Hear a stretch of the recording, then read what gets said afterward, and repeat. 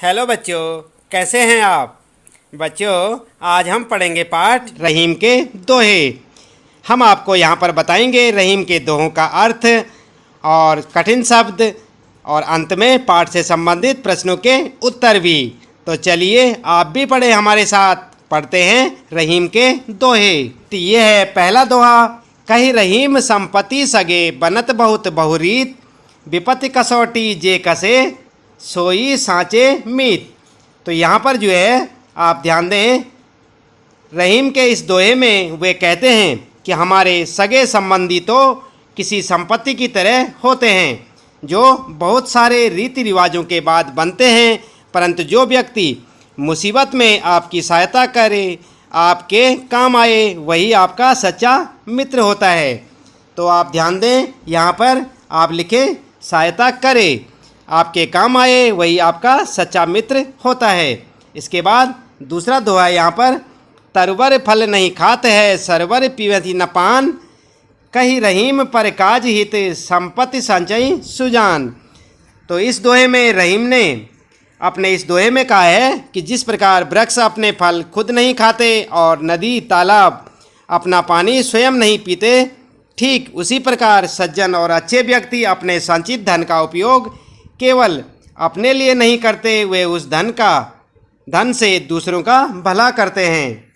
इसके बाद तीसरा दोहा है यहाँ पर, थोथे बादर क्वार के ज्यों रहीम गहरात, धनी पुरुष निर्धन भये करें पाछली बात।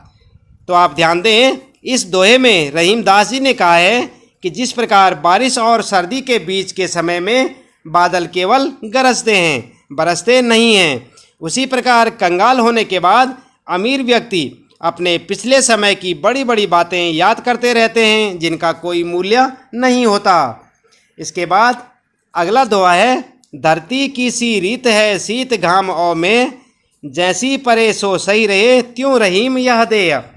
तो रहीम दास जी ने अपने इस दोहे में मनुष्य के शरीर की सहनशीलता के बारे में बताया है। वो कहते हैं कि मनुष्य के शरीर की सहन शक्ति बिल्कुल इस धरती के समान ही है। जिस तरह धरती सर्दी, गर्मी, बरसात आदि सभी मौसम झेल लेती है, ठीक उसी तरह हमारा शरीर भी जीवन के सुख दुख रूपी हर मौसम को सहन कर लेता है। इसके बाद आइए जान लेते हैं यहाँ पर रहीम के दोहे पाठ का सारांश। तो यहाँ पर जो है रहीम के दोहे में कविवर रहीम दास जी मानव जीवन को संपन्न और सुखी बनाने के लिए उपाय बताते हैं। प्रस्तुत दोहों में वे मित्रता की कसौटी बताते हैं कि वही मित्र उचित होता है जो विपत्ति के समय साथ दे। प्रेम का आदर्श मछली होती है, मछली जल के त्यागने पर अपने प्राण त्याग देती है, वहीं दूसरी ओर जल को मछली की कोई चिंता नहीं होती। सज्जन व्यक्ति अपनी संपत्ति का प्रयोग परमार्थ के कार्य में करते हैं। जिस तरह पेड़ अपना फल स्वयं नहीं खाते और समुद्र अपना पानी स्वयं नहीं पीते, क्वार के बादल और निर्धन व्यक्ति वर्तमान परिस्थितियों के अनुसार प्रासंगिक नहीं होते। धरती हर परिवर्तन को आत्मसात करती है, वही मनुष्य को भी हर विपरीत परिस्थिति में भी अनुकूल रहना चाहिए ताकि हम हर परिवर्तन को धरती की तरह आत्मसात कर सकें। तो इस प्रकार से ये था इस पाठ का सारांश, और हमने आपको बताया पहले दोहों का अर्थ और बाद में पाठ का सारांश। आप ध्यान दें, यहाँ पर जिस तरह पेड़ अपना फल नहीं खाते और समुद्र पानी नहीं पीते हैं, आप यहाँ पर लिखेंगे नहीं। जिस तरह पेड़ अपना फल नहीं खाते और समुद्र पानी नहीं पीते हैं। तो बच्चों, ये था यहाँ पर पाठ का सारांश। उम्मीद है कि आपको अच्छे से समझ आया होगा। अब आइए जान लेते हैं यहाँ पर कठिन शब्दार्थ। का मतलब होता है सगे संबंधी, और बनत का मतलब बनना, बहुत का मतलब अनेक, रीत का मतलब होता है प्रकार, विपत्ति का मतलब संकट, कसौटी परखने का पत्थर, और जे का मतलब जो, कसे मतलब घिसने पर, तेई मतलब वही, सांचे मतलब सच्चे, मति मतलब मीत का मतलब मित्र। यहाँ पर आप मीत लिखें, मीत का मतलब मित्र। और इसके बाद परे मतलब जो है सड़ने पर, और जात वही बाहर निकालने पर, तजी माने त्यागना, और मीनन मतलब मीन का मतलब होता है मछली, मोह का मतलब लगाव, और नीर का मतलब पानी। इसी प्रकार तऊ मतलब तब भी, छांडती माने छोड़ती है, और छो का मतलब मोह, तरुबर का मतलब पेड़, नहीं का मतलब नहीं, और सरवर का मतलब होता है तालाब, पियत का मतलब पीना, और पान का मतलब पानी, प्रकाश दूसरों के कार्य के लिए।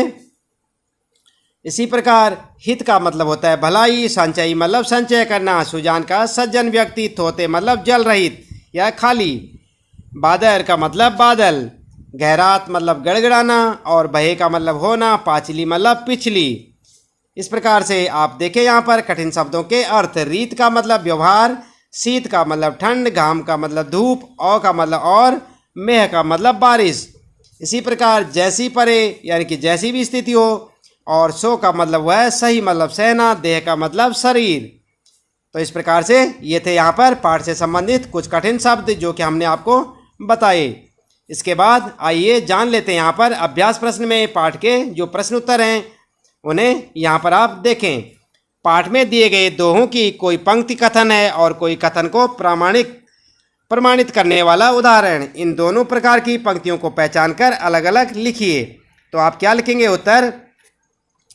उदाहरण वाले दोहे, तरुबर नहीं फल खात है, सरबर पियत न पान, कह रहीम परिकाज हित, संपत्ति संचयी सुजान। और यहाँ पर जो है, थोते बादर क्वार के, ज्यों रहीम गहरा, धनी पुरुष निर्धन भये, करें पाछली बात। इसके बाद तीसरा है, धरती की सी रीत है, शीत घाम और में, जैसी परे सो सही रहे, त्यों रहीम यह दे। तो ये थे यहाँ पर जो है उदाहरण वाले दोहे। इसके बाद आइए कथन वाले दोहे देख लेते हैं। कही रहीम संपत्ति सगे, बनत बहु बहु रीत, विपत्ति कसौटी जे कसे, तेई सांचे मीत। और दूसरा होगा, जाल परे जल जात वही, तज मीनन को मोह, रहीमन मछली नीर को, तऊ न छांडती छो। तो इस प्रकार से आप इसका उत्तर लिखेंगे। इसके बाद दूसरा प्रश्न है, रहीम ने क्वार के मास में गरजने वाले बादलों की तुलना ऐसे निर्धन व्यक्तियों से क्यों की है जो पहले कभी धनी थे और बीती बातों को बताकर दूसरों को प्रभावित करना चाहते हैं। दोहे के आधार पर आप सावन के बरसने और गरजने वाले बादलों के विषय में क्या कहना चाहेंगे? तो आपका उत्तर इस प्रकार से होगा, क्वार के मास में जो बादल आसमान में होते हैं वे सक्रिय नहीं होते, अर्थात केवल गरज कर ही रह जाते हैं, बरसते नहीं हैं। उसी प्रकार जो निर्धन हो गए हैं वे केवल बड़बड़ा कर रह जाते हैं, कुछ कर नहीं पाते। इसलिए कवि ने दोनों में समानता दिखाई है। इसके बाद अगला प्रश्न है दोहे की बात से। पहला प्रश्न है, नीचे दिए गए दोहों में बताई गई सच्चाइयों को यदि हम अपने जीवन में उतार लें तो उनके क्या लाभ होंगे? सोचिए और लिखिए। जैसे कि आप देख रहे हैं यहाँ पर पहला है तरबर फल, और इसके बाद संचयी सुजान, और धरती की सी रीत, और यहाँ पर पूरा दोहा बनेगा और यह देय। तो यहाँ पर जो है इसका उत्तर इस प्रकार से लिखे आप, हमारे मन में परोपकार की भावना का उदय होगा और हमारे मन से लोभ और मोह नष्ट हो जाएगा। लोगों में कटुता, द्वेष और विषमता कम होगी और सद्भाव बढ़ेगा। दूसरे यानी ख का उत्तर आप लिखेंगे, हमारा शरीर और मन सहनशील होगा और हम आने वाले कष्ट के लिए हमेशा तैयार रहेंगे। हमें दुख की अनुभूति कम होगी। इसके बाद अगला प्रश्न है भाषा की बात से। तो निम्नलिखित शब्दों के प्रचलित हिंदी रूप लिखिए। जैसे परे, पड़े, रे, डे, आप देख रहे हैं ना यहाँ पर। तो इसी प्रकार विपत्ति, बादर, मछली और शीत। तो आंसर होगा विपत्ति का मतलब विपत्ति, बादर का मतलब बादल, मछली मछली और शीत का शीत। इस प्रकार से अगला प्रश्न है यहाँ पर, नीचे दिए गए उदाहरण पढ़िए। बनत बहुत बहुरीत, जाल परे जल जात वही। तो उपयुक्त जो उदाहरण दे रखे हैं आपके लिए, उदाहरणों की पहली पंक्ति में बै का प्रयोग कई बार किया गया है और दूसरे में जय का प्रयोग। इस प्रकार बार बार एक ही ध्वनि के आने से भाषा की सुंदरता बढ़ जाती है। वाक्य रचना की इस विशेषता के अन्य उदाहरण खोज कर लिखिए। आप देख रहे हैं यहाँ पर बै का प्रयोग कितनी बार हुआ है, देखें। बनत बहुत बहु, 3 बार बै का प्रयोग हुआ। इसी प्रकार जाल, जल और जात, यहाँ पर 3 बार जय का प्रयोग हुआ है। तो इसी प्रकार से वाक्य की सुंदरता बढ़ाने के लिए इन जो है ध्वनियों का जो है प्रयोग किया जाता है। तो अन्य उदाहरण आप लिखेंगे। जैसे आप देख सकते हैं उत्तर में आप लिखेंगे, चारु चंद्र की चंचल किरणें। तो यहाँ पर देख रहे हैं आपने चय, चय और चय का प्रयोग हुआ है बार बार। तो यहाँ पर चा वर्ण की आवृत्ति हुई है, यानी कि बार बार चा वर्ण आया है। इसके बाद इसी प्रकार दूसरा उदाहरण, रघुपति, राघव, राजा, राम। यहाँ पर रै वर्ण की आवृत्ति हुई है बार बार।